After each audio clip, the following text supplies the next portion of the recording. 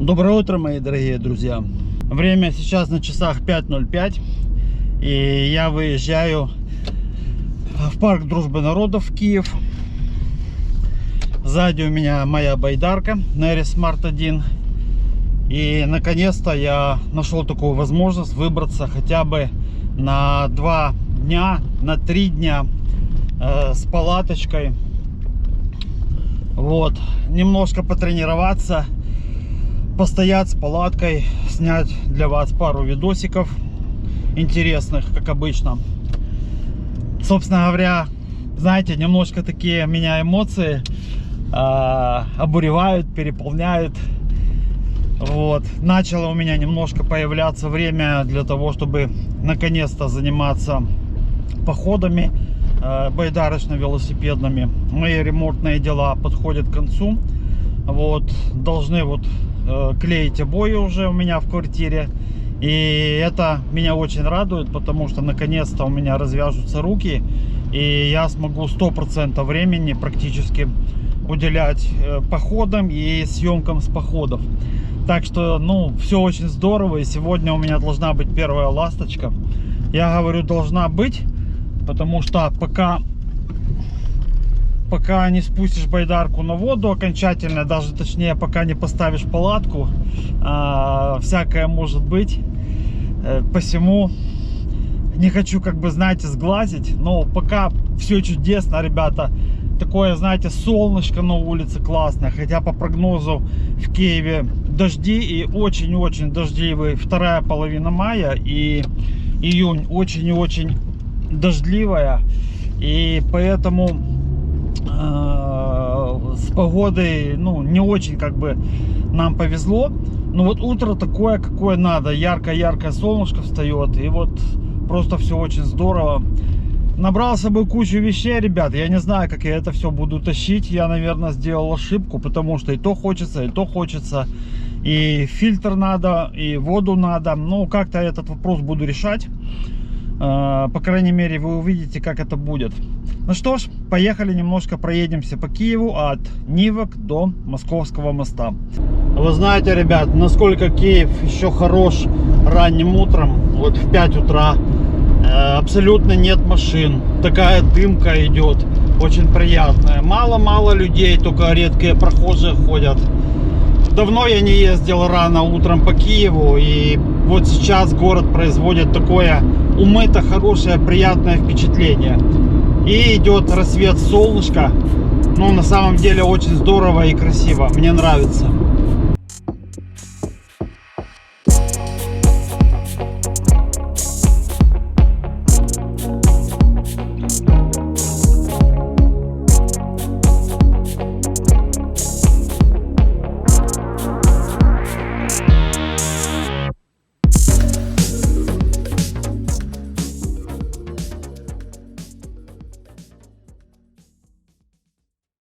Ну что, ребят, вот мы подъезжаем к бывшему Московскому мосту. Это его бывшее название. И нам нужно уходить направо, в сторону Труханового острова. И там есть под мостом стояночка платная. И мы там оставим с вами машинку. И оттуда пешочком на тачке. Это будет, кстати, первый опыт. Надо будет донести байдарку или довести вместе со всеми вещами до точки сбора. Это самый такой не очень приятный момент, потому что я не уверен, что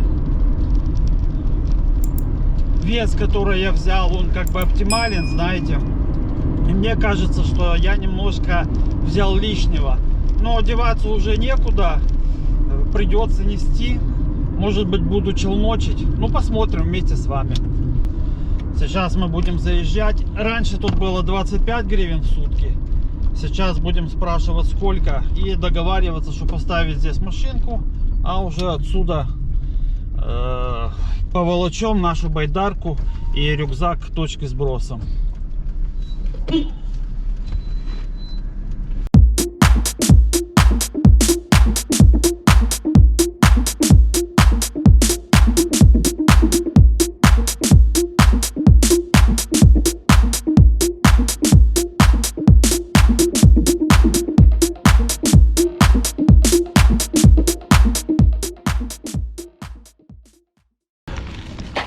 Так, ребят, я напоминаю ослика.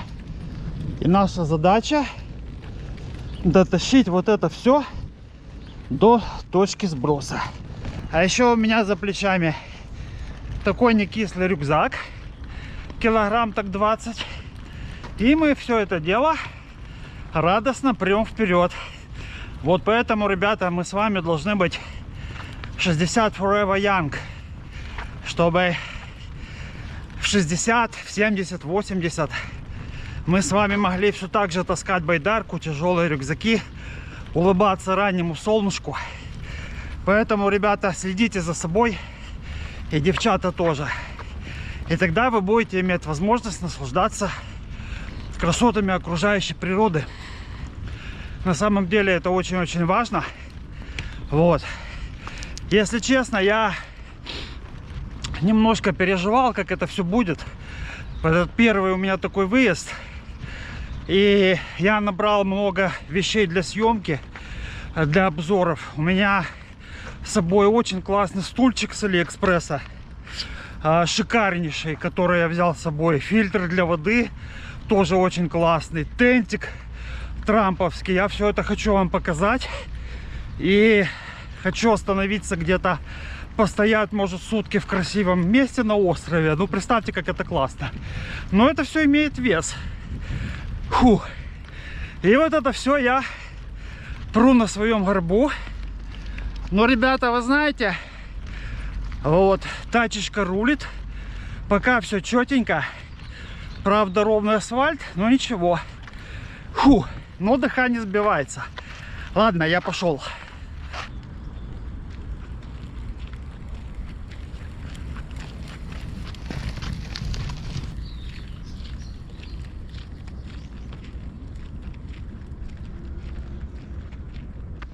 Это вход в парк Муромец. Платная зона, так сказать. Вот, значит, 1 час. Вот, смотрите, как интересно. 15 минут бескоштовно. А с 16 вы должны уже платить. А тарификация 10 гривен в час и в день 50 гривен. Вот так вот. Так, ну... Вообще, ребята, прикольно сделали. Что получается? Берем, перегораживаем полностью все въезды сюда. Везде. То есть, кроме как вот это через въезд, что сзади, вы не заедете. Перекрываем все, оставляем один въезд. И дальше берем, стрижем бабло за это все дело. Причем это интересно. 15 минут, это что у них за срок такой интересный? Вот. И все, и вы сюда уже не заедете. То есть я, например, заехать разгрузиться я не успею, потому что, ну, это буквально впритык, и ничего не сделаешь. Это, ребята, жлоба украинская, менталитет жлобистский. Вот, я еще удивлен, что они не сделали 3 минуты в парке Муромец бесплатную стоянку. А чего? 3 минуты бесплатно, а с 4 по двойному тарифу. И по-хорошему, ребята, нам вон туда. Но, честно говоря, я тут не пройду. И по ступенькам тащить не получится. Поэтому нормальные герои всегда идут в обход. И нам придется переться аж до конца. Еще метров 100.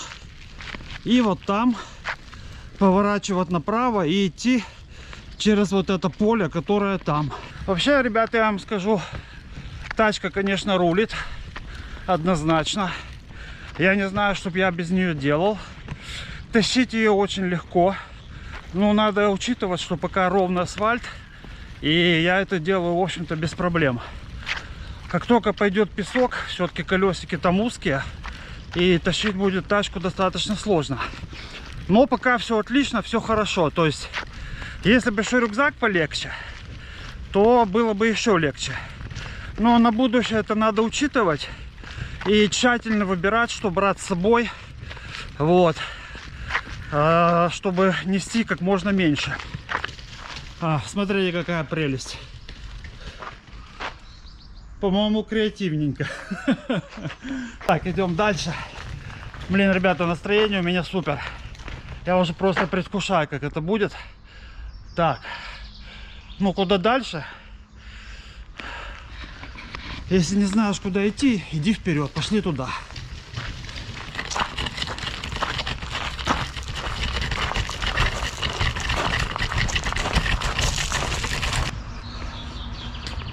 И вот уже вижу воду.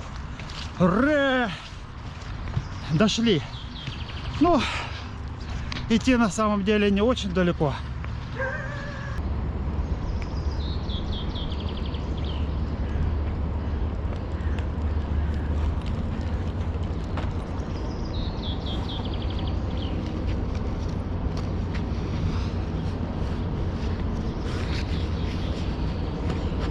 Я не знаю, что бы я сделал без тачки.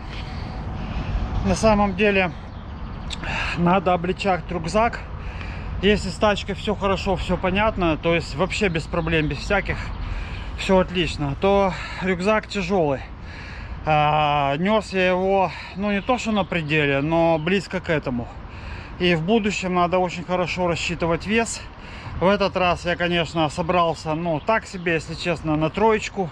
И очень хорошо, что тут идти буквально метров 500-700, ну даже может, да, где-то так, 500-700. Если было бы больше, то пришлось бы отдыхать. Но ничего, это все устаканится, отладится снаряжение. И я думаю, последующие походы именно сюда, они уже будут немножко полегче.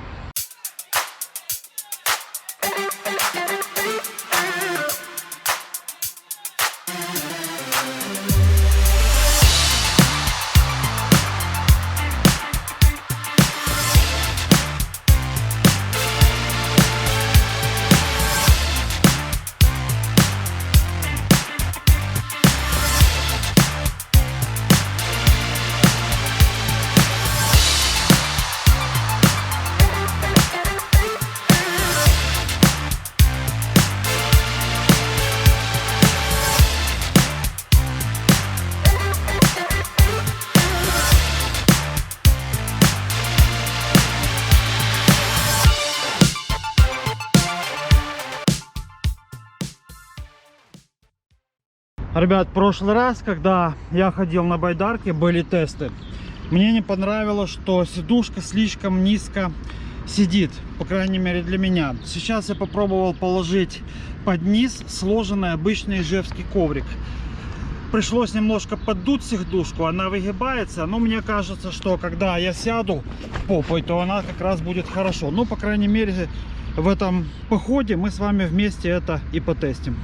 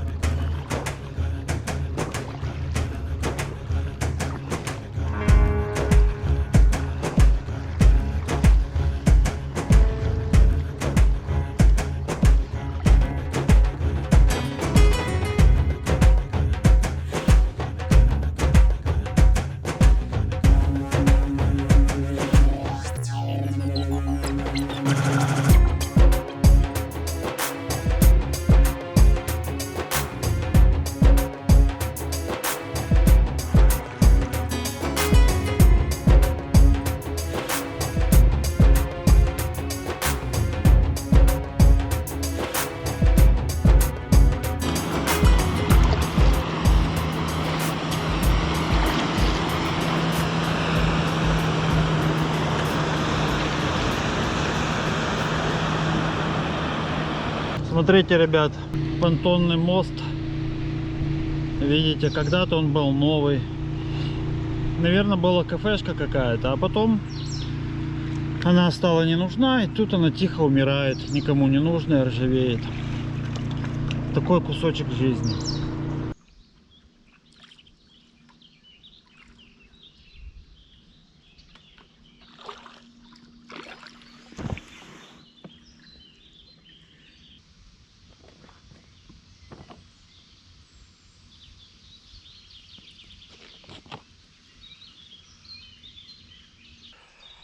Уже иду 2 часа, немножко притомился.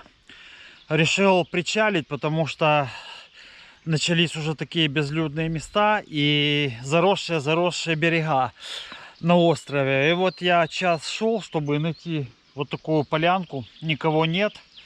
И кострище вот там. И я думаю, что самое время сделать горяченький чай свежий и его попить. Вы знаете, можно, конечно, было взять термос, но на самом деле в том, когда ты вот готовишь чай свежий, ну, это, как вам сказать, можно кушать, а можно питаться, да? То есть можно получать удовольствие от пищи, а можно вводить в организм какое-то количество микроэлементов, там, нужных веществ. Это еще у Ильфа и Петрова есть, что корейка не кушал, а питался. То есть между этими двумя понятиями есть разница. И вот для меня все-таки разница есть. Пить чай из термоса или непосредственно взять его и сделать там на горелке или на костре. Есть. Поэтому, если есть такая возможность, я всегда предпочитаю делать чай свежий. Особенно на природе, когда он такой крепкий, сладкий, обязательно сладкий. Хотя дома я не пью чай с сахаром. А вот тут хочется. Вот моя канистра. Кстати, сделаю потом обзор про эту канистрочку вам, потому что очень полезная вещь.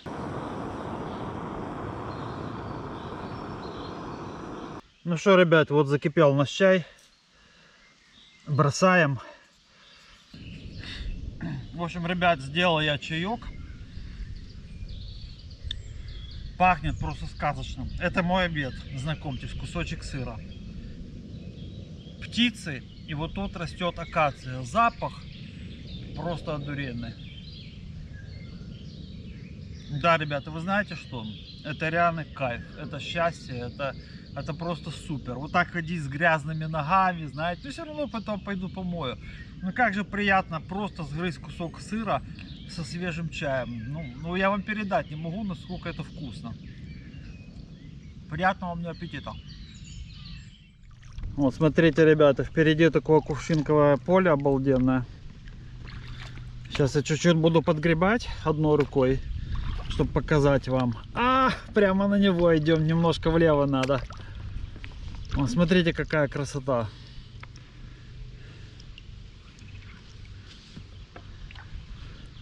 Красиво, правда?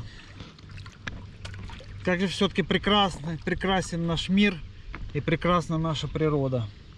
А какая вода? Обратите внимание, какая чистейшая вода, ребята. Ну просто бомба. Как же это приятно, как же это хорошо.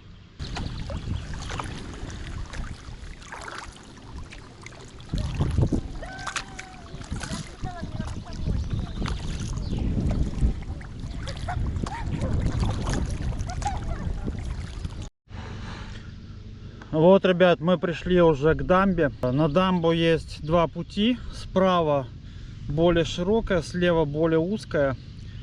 Справа более такой удобный выход. Давайте попробуем и туда, и туда. Сначала зайдем левее, а потом зайдем правее и посмотрим, какой там выход и что там. Так, ребята, вот тут надо быть очень аккуратным, потому что это все скользкое. Сейчас я, наверное, камеру поставлю, потому что достаточно стрёмно.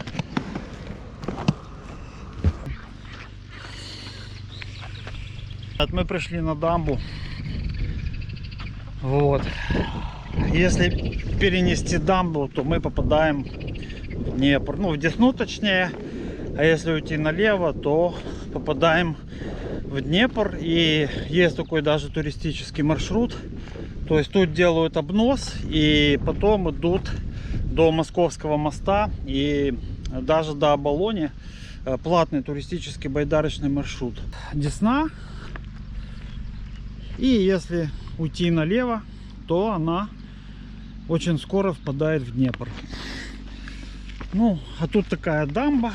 Тут очень много рыбаков, они сюда приезжают, потому что доступность автомобильная, кто фанатеет по рыбалке, и рыбачат, ловит рыбку. Я думал покупаться, но, наверное, купаться здесь не буду, потому что голиком нельзя, а продон за интимную подробность, вторые трусы я спрятал. А потом идти в мокрых трусах не хочется. Кстати, ошибка. Надо, чтобы вторые запасные сменные трусы или плавки, они были в пределах быстрого доступа. Но мы с вами потихоньку сейчас будем идти обратно. И, как я говорил, будем искать какое-то нормальное, относительно уединенное место где-нибудь на острове, чтобы вдоволь насладиться природой Десенки и поснимать видео на YouTube.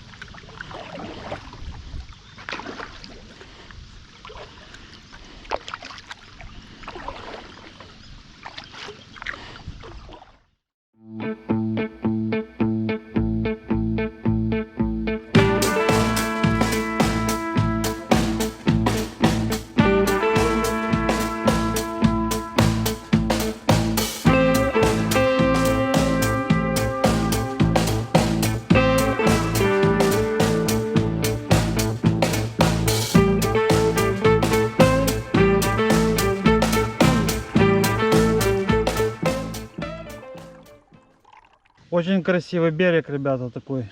Смотрите, какая красота.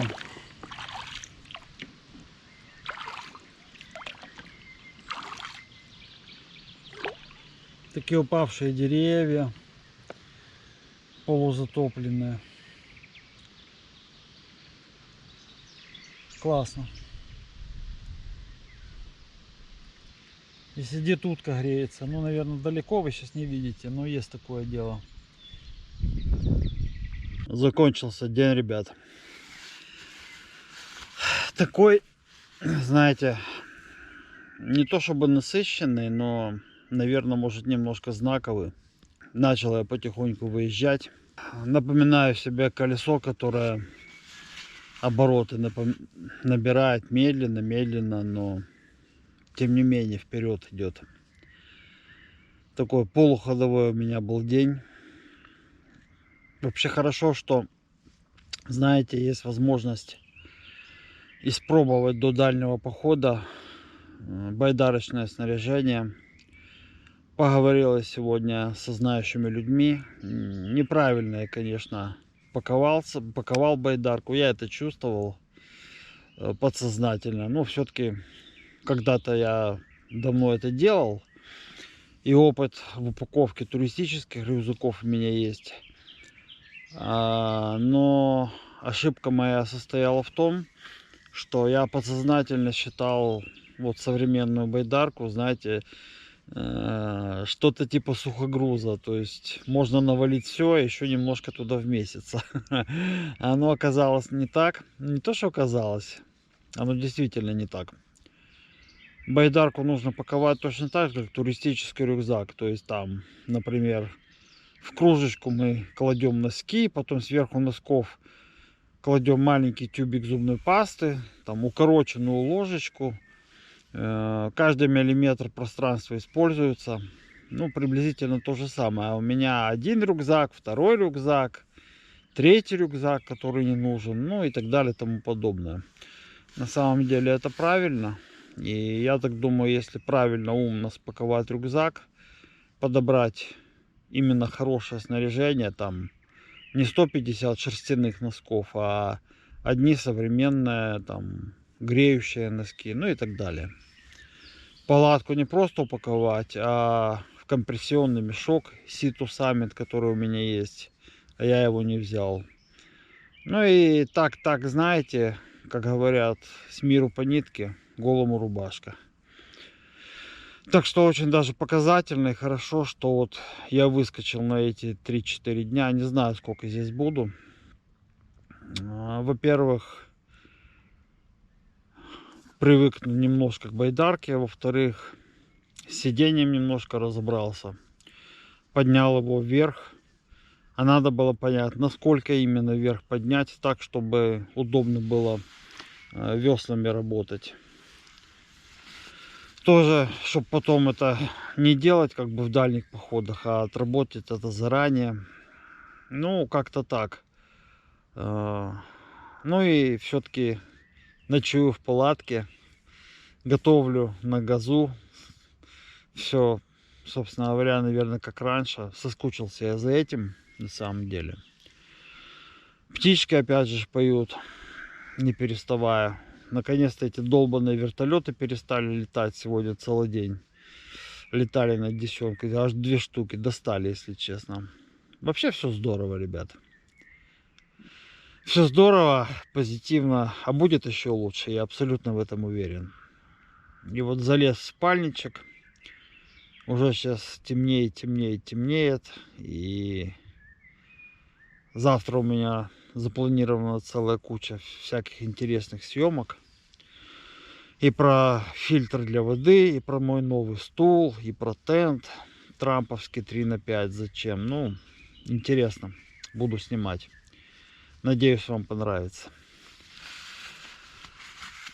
Желаю вам всем спокойной ночи, сладких снов и до завтра. Доброе утречко, друзья. Время на часах 4:30. Проснулся от щебета птиц. Послушайте.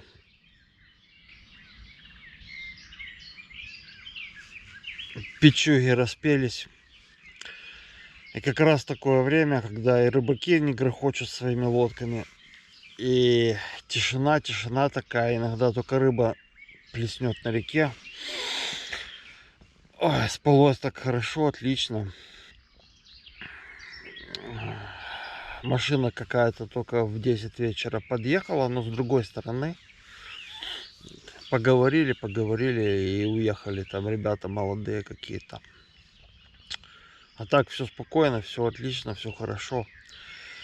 Чувствую себя таким отдохнувшим, знаете.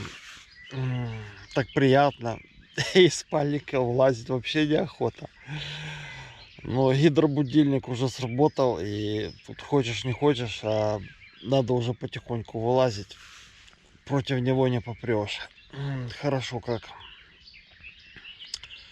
Вчера очень мне повезло. Хотя пару раз, знаете, так затягивал летущий, гром гремел, капитально гремел. Раскаты такие было слышно, но дождя не было вообще. И я вчера до вечера наслаждался прекрасным закатом и погодой. Единственное, был сильный ветер, но я даже успел немножко взлететь на своем минике несколько раз, чтобы вам показать лагерь. Вот. Ну а сегодня будет новый чудесный день, полноценная дневка, где я вам буду рассказывать про всякие новые вещи, которые я приобрел для того, чтобы мои водные походы были как можно современнее и комфортнее. Ладно, ребят, давайте посмотрим, что там творится на улице с утра пораньше.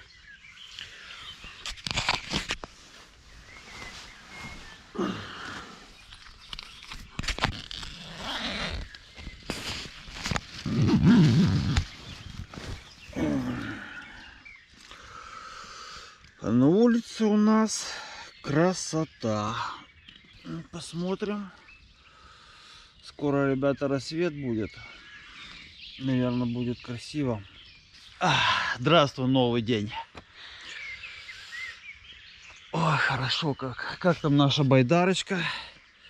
Отдыхает маленькая. Все тихо, спокойно. Кстати, байдарку вчера я привязал вот на сигнализацию.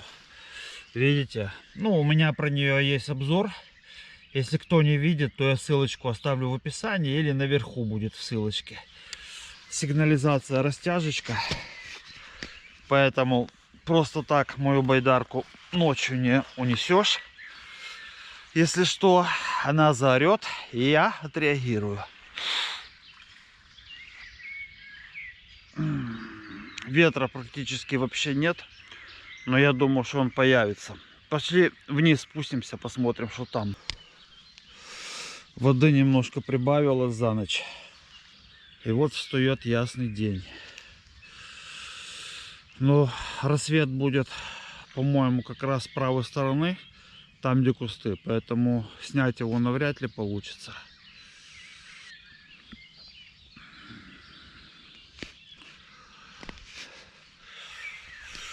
Ой. Предлагаю, ребята, поставить чаек горяченький с утра пораньше. И попить чая. Небо затянуто. Но облака вроде такие не грозовые. Может, сегодня тоже пронесет, а может и нет. И так хорошо, и так хорошо. Ой, ладно, займемся утренним чаем. Хорошо подумав, я решил остановиться в этом месте на 3 дня и не идти больше пока на байдарке. В случае дождя у меня не становился фартук из-за того, что я взял много вещей. И поэтому я посвятил все это время съемкам на YouTube о своем разном снаряжении и просто созерцанию за вот такими видами, которые вы сейчас видите. Наша земля и природа — это просто прекрасно. И я хочу с удовольствием поделиться частичкой этой природы с вами. Рассвет, река, а когда это соединяется вместе, это дает такой дзен, такой заряд бодрости, что просто вам не передать. И когда ты смотришь на такие картинки, душа просто наполняется радостью. Но ничто не вечно, и поэтому мне скоро надо будет отправляться домой.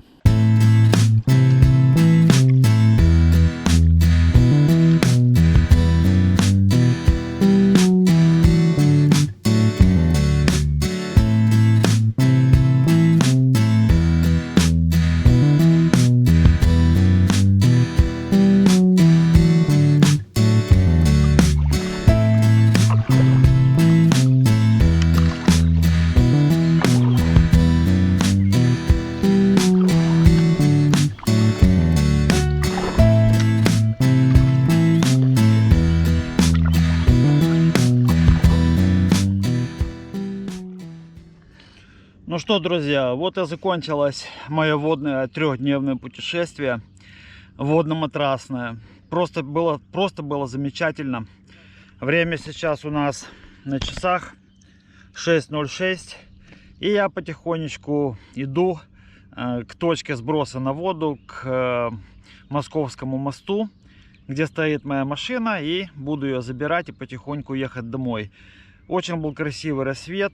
Вообще все эти 3 дня были абсолютно релаксовые, чудесные. Солнышко в глаза слепит, как раз байдарку развернула. Сейчас попробую подрулить одной рукой. Тишина такая, вообще красота. Еще с точки зрения опыта байдарочного, тоже было крайне полезное путешествие. По поводу загрузки, оптимизации байдарки, по поводу снаряжения. Я очень доволен, что я пошел в этот поход.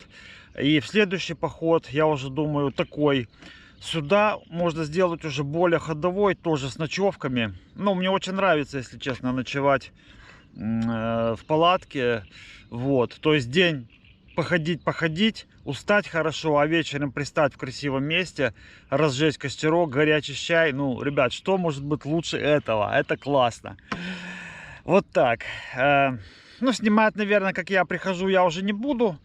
В общем-то, ничего там особо интересного нет. То есть, будет что-то интересное, я включусь. А на этом я с вами прощаюсь и желаю вам всего самого-самого хорошего. Не забудьте подписаться на мой канал. До свидания.